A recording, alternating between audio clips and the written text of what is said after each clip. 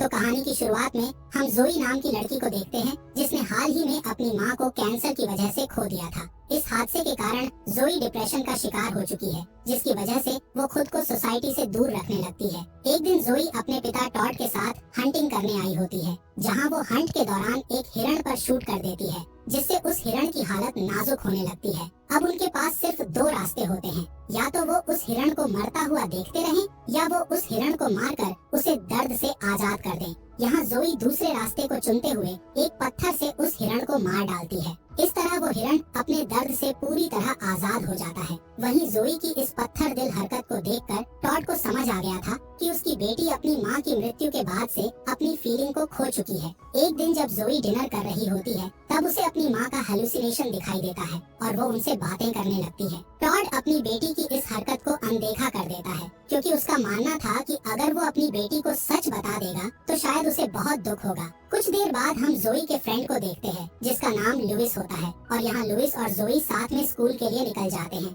जहाँ बीच रास्ते में उनकी कार उनके क्लासमेट की कार से टकरा जाती है और वो ऑफ रोड पहुँच जाते हैं। जोई अपने क्लासमेट की इस हरकत को अनदेखा कर देती है, जिसके बाद वो लुइस से कार स्टार्ट करने को कहती है, मगर कार पहली बार में स्टार्ट नहीं हो पाती। इसी बीच जोई की नजर अपनी क्लासमेट पर जाती है, जिसका नाम क्रिस होता है। यहाँ क्रिस ग्राउंड के बीच में किसी चीज को दफना रहा होता है। क्रिस असल में उनके क्लास का आउटकास्ट स्टूडेंट है, जिसके लिए ये सब हरकत करना आम सी बात होती है। इसलिए जोई उस पर ज्यादा ध्यान न देते हुए अपने स्कूल की ओर निकल जाती है। वहीं स्कूल में आज प्रैंक डे होता है, जहां सभी सीनियर स्टूडेंट्स अपने टीचर पर प्रैंक करते हैं, मगर जोई और लुइस को आज का दिन बिल्कुल पसंद नहीं होता। इसके बाद हम केमिस्ट्री टीचर जेन को देखते हैं, जो कि जोई की मां की डेथ के बाद जोई के बदलते हुए बिहेवियर को नोटिस करने लगी थी। इसलिए वो जोई से इस बारे में बात करने की कोशिश करती है, मगर वो हर बार की तरह बहाना बताकर उनसे दूर चली जाती है। जिसके बाद जोई अपने लॉकर को चेक करती है, जहां उसे लुइस का लिखा हुआ लेटर मिलता है। यहाँ लुइस ने इस लेटर में जोई को अपना प्रॉम पार्टनर बनाने की इच्छा जाहिर की थी, मगर जोई प्रॉम को हेट करती थी, इसलिए वो लुइस के इस सवाल का कोई जवाब नहीं देती है। इसके बाद जब वो दोनों कैफेटेरिया में लंच कर रहे होते हैं, तब जोई लुइस के सवाल को अनदेखा करने की कोशिश करती है, पर लुइस बिना देरी किए जोई से उसके डिसीजन के बारे में पूछ लेता है। अब जोई के लिए जवाब दे पाना नामुमकिन सा होता है, इसलिए वो टॉयलेट का बहाना बनाकर वॉशरूम की ओर निकल जाती है। वहीं दूसरी तरफ हम शहर में कुछ एक्सप्लोजन को होते हुए देखते हैं, जिसे जानबूझकर किया गया था, क्योंकि इस हादसे से किसी की जान नहीं गई थी, पर शहर की हर फायर फाइटर और पुलिस आग को बुझाने में लग गए थे। अब हम फिर से जोई को देखते हैं, जो वॉशरूम में एंटर करने के बाद एना को सामने देखती है, जो वेंट में कुछ छेड़खानी कर रही होती है। वहीं एना की नजर जब जोई पर पड़ती है, तब वो वॉशरूम से बाहर की ओर निकल जाती है। अब जोई थोड़े शक के साथ वेंट को चेक करती है, जहां उसे कुछ नहीं मिलता, मगर दीवार पर बनी परछाई से हमें मालूम पड़ता है कि एना ने वहां पर एक गन को छिपा रखा था। जिसके बाद हम कैफेटेरिया को देखते हैं, जहां एक वैन स्कूल प्रॉपर्टी को डैमेज करते हुए कैफेटेरिया में दाखिल हो जाती है। अब वैन से क्रिस बाहर निकलता है और वो कुछ स्टूडेंट्स पर गन से शूट करके उन्हें मार देता है। यहाँ क्रिस अपने 3 साथियों के साथ स्कूल पर हमला करने आया हुआ था। वहीं एना, जो कि असल में क्रिस की सिस्टर होती है, वो भी उन लोगों को ज्वाइन कर लेती है। इस बीच एक स्टूडेंट भागने की कोशिश करता है, इसलिए कीप नाम का हमलावर उस स्टूडेंट को शूट करके उसे घायल कर देता है। इसके बाद उन तीनों का लीडर ट्रिस्टन आगे आते हुए स्कूल कोच को शूट करके उन्हें भी मार देता है, मगर तभी हम उसी घायल स्टूडेंट को देखते हैं, जो खुद को संभालते हुए वॉशरूम में जा पहुंचती है, और यहाँ वॉशरूम में जोए पहले से मौजूद होती है, इसलिए वो इस घायल स्टूडेंट को देखकर हैरान हो जाती है। यहाँ हाईजैक से अनजान जोई को कैफेटेरिया में हो रहे हमले के बारे में मालूम पड़ जाता है। इसी दौरान उस घायल स्टूडेंट की ज्यादा ब्लड बहने की वजह से मौत हो जाती है। अब जोई की नजर कैफेटेरिया में जाती है, जहाँ वो क्रिस को देखती है, जो गुस्से में अपने एक क्लासमेट को मार देता है,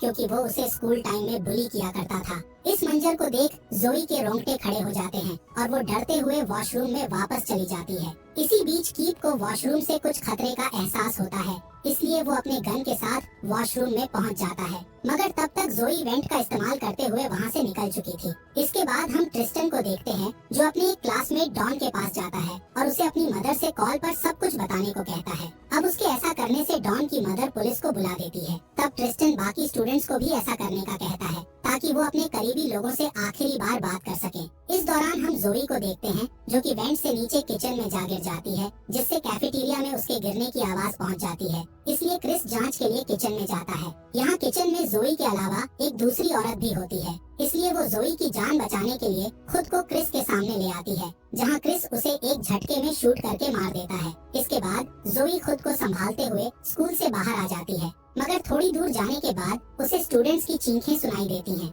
इसलिए वो वापस स्कूल में जाने का डिसीजन लेती है। अब जोई की नजर कुछ स्टूडेंट्स पर पड़ती है जो कि स्कूल में जा रहे होते हैं, पर जोई उन सभी को सही समय पर ऐसा करने से रोक देती है। वहीं कैफेटेरिया में ट्रिस्टन सभी स्टूडेंट्स से अपने फोन पर लाइव कैमरा चालू करने का कहता है, ताकि वो अपने कारनामे को पूरी दुनिया के सामने दिखा सके, जिसके बाद सभी स्टूडेंट उसकी बातों को मानकर अपने फोन पर लाइव आना चालू कर देते हैं। इस बीच स्कूल के प्रिंसिपल उनकी लाइव वीडियो को देखकर उनसे बातचीत करने पहुंचते हैं, मगर ट्रिस्टन की उनसे पुरानी दुश्मनी थी, जिस कारण वो उन्हें भी मार देता है। अब समय के साथ ट्रिस्टन के लाइव पर कई सारे व्यूअर्स आने लगते हैं, इसलिए वो लुइस को अपना कैमरामैन बना लेता है। वहीं दूसरी तरफ जोई अपनी एक फ्रेंड के साथ स्कूल के बाकी टीचर्स और स्टूडेंट्स को अलर्ट करने चली जाती है। तब एक क्लास के स्टूडेंट्स जोई की बात मानकर क्लास से भागने लगते हैं। इसके बाद जोई मौके का फायदा उठाकर फायर अलार्म को ऑन कर देती है, ताकि वो ज्यादा से ज्यादा स्टूडेंट्स को अलर्ट कर सके, मगर उसकी ये कोशिश नाकामयाब हो जाती है, क्योंकि एना सिक्योरिटी रूम में पहुंचकर उस अलार्म को ऑफ कर देती है।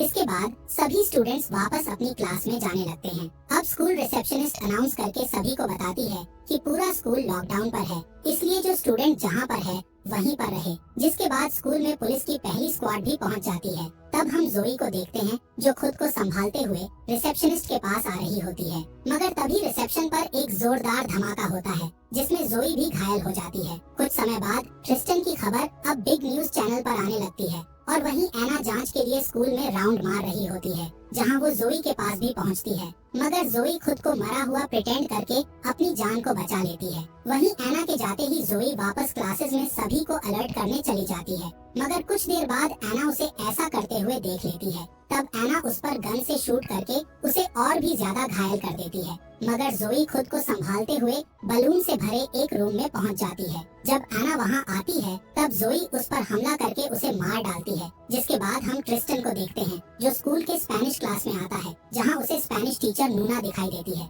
अब ट्रिस्टन मौके का फायदा उठाकर नूना को अपने कपड़े उतारने को कहता है। तब नूना स्टूडेंट की जान बचाने के लिए ट्रिस्टन की बात मान जाती है, जिसके बाद वो एक एक करके अपने कपड़े उतारने लगती है, जिससे ट्रिस्टन को बहुत मजा आ रहा होता है। लेकिन तभी लुइस उसका ध्यान भटकाते हुए ट्रिस्टन से उसके लाइव पर आए कमेंट्स का जवाब देने का कहता है। दूसरी ओर हम क्रिस को देखते हैं जो पुलिस के बारे में जानकारी मिलने के बाद उन सभी पर शूट करने लगता है। यहाँ गोली की आवाज सुनकर ट्रिस्टन अपने हॉस्टेजेस के साथ वापस कैफेटेरिया में आ जाता है। दूसरी तरफ कीप बाकी क्लासेस की जांच कर रहा होता है। तभी जोई उसे डिस्ट्रैक्ट करते हुए उस पर एक्सटिंग्विशर से हमला करके उसे बेहोश कर देती है। अब अगले सीन में जोई फिर से अपनी माँ की हेलुसिनेशन देखने लगती है, जिसमें उसकी माँ बताती है जोई उन्हें अपने दिमाग से भूल नहीं पा रही है, जिस कारण वो खुद को इस दुनिया से आजाद नहीं कर पा रही है। अब जोई को अपनी गलती का रियलाइजेशन होने लगता है और वो अपनी माँ की यादों को भूलकर उन्हें आजाद कर देती है। इसी दौरान कीप होश में आ जाता है, लेकिन उसे जोई को हेलुसिनेशन करता देखकर हैरानी नहीं होती है,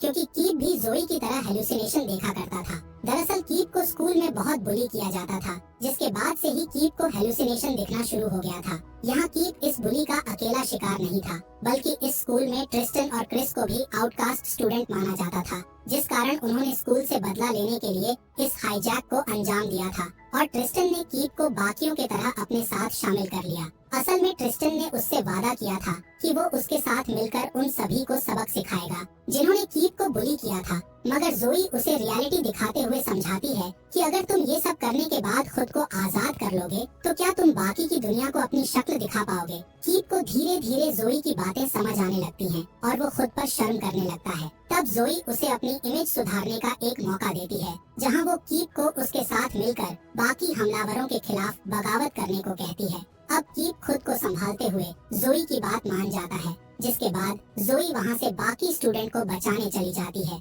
जहां कुछ दूर पर उसे कुछ स्टूडेंट्स और टीचर्स दिखाई देते हैं। तब जोई उनकी मदद करते हुए उन्हें स्कूल से बाहर भेज देती है, जिसके बाद बाहर उन सभी रेस्क्यूड स्टूडेंट्स का इंटरव्यू होने लगता है, जहां जोई के पिता टॉड को मालूम पड़ता है कि उन सभी बच्चों को बचाने में जोई का हाथ शामिल था। तब टॉड भी एक पिता पिता की तरह अपनी बेटी की चिंता करने लगता है। इसके बाद ट्रिस्टन को न्यूज से जोई के बारे में मालूम पड़ता है, जो कुछ स्टूडेंट्स को बाहर ले जाने में मदद कर रही थी। इसलिए ट्रिस्टन बिना देरी किए एना और कीप को कॉल करता है, मगर एना का कॉल जोई उठाती है, जो ट्रिस्टन को बताती है कि उसने एना को मार दिया है। अब ट्रिस्टन गुस्से में जोई को उसके सामने आने को कहता है और धमकी देता है कि अगर वो ऐसा नहीं करेगी तो वो एक एक करके सभी स्टूडेंट्स को मार देगा। अब अपनी बातों को सीरियस दिखाने के लिए ट्रिस्टन एक स्टूडेंट को शूट करके उसे मार देता है। इसलिए जोई जल्दी से कीप के पास पहुंचती है, जहां वो उसे अपने साथ चलने के लिए राजी कर लेती है। वहीं दूसरी तरफ टॉड अपनी स्नाइपर के साथ जोई की तलाश में लग जाता है, जिसके बाद हम फिर से जोई को देखते हैं, जो हिम्मत करके ट्रिस्टन के सामने आती है। मगर तभी वहाँ पर कीप भी आ जाता है,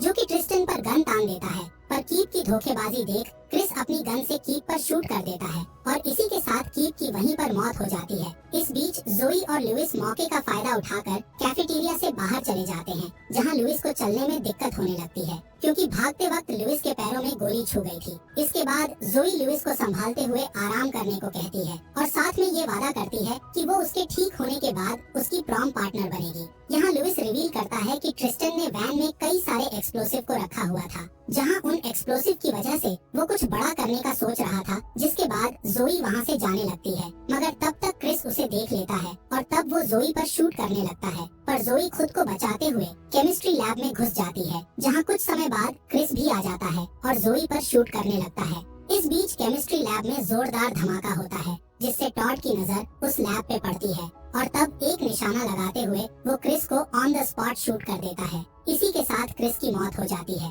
और तब टॉड को पुलिस द्वारा पकड़ लिया जाता है। कुछ समय बाद ट्रिस्टन को क्रिस की मौत के बारे में मालूम चलता है, जिस पर ट्रिस्टन का गुस्सा दुगना हो जाता है। मगर तभी उसे जोई की लाइव स्ट्रीम दिखती है, जिसमें वो ट्रिस्टन को क्रिस की मौत के बारे में बताकर टॉन्ट मार रही थी। इसके बाद ट्रिस्टन गुस्से में उन सभी एक्सप्लोसिव को एक्टिवेट करके एक हॉस्टेज के साथ भागने लगता है। असल में ट्रिस्टन को समझ आ चुका था कि उसके सभी साथी मर चुके हैं और अगर वो जल्द से जल्द यहाँ से नहीं गया तो उसे पुलिस द्वारा पकड़ लिया जाएगा। इसी दौरान जोई कैफेटेरिया में दाखिल होकर सभी स्टूडेंट्स को बाहर जाने का कहती है, जिसके बाद वो खुद उन एक्सप्लोसिव को डीएक्टिवेट करने में लग जाती है। मगर हर नामुमकिन कोशिश के बाद वो खुद वैन को स्टार्ट करके बाहर ले जाती है, जिससे एक जोरदार धमाका होता है, पर इसके वजह से किसी की मौत नहीं होती। अब जोई को कुछ सोल्जर पकड़कर ले जाते हैं, जहां कुछ देर बाद उसे शेरिफ से मालूम पड़ता है कि उस हादसे में ट्रिस्टन की भी मौत हो चुकी है। मगर सच्चाई कुछ और थी। जोई की नजर एक हुडी बॉय पर जाती है, जो कि खुद को छुपाते हुए जंगल में जा रहा था।